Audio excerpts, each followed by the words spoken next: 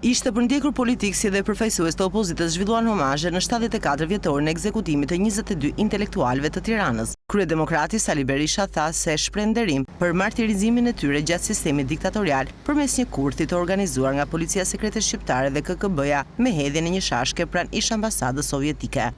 Ky ishte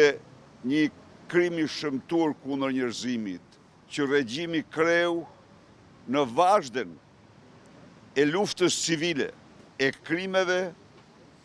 të kryera që nga themelimi i Partisë Komuniste Shqiptare si seksion i Partisë Komuniste Jugoslave dhe gjerë në fund të ekzistencës saj. Berisha tha se nderimi më i madh që mund t'i bëhet këtyre 22 intelektualëve, si kundër mijëra të tjerëve të pushkatuar me dhe pa gjyq, është çlirimi i Shqipërisë nga diktatura e dytë e instaluar sipas Berishës nga kryeministri Edi Rama.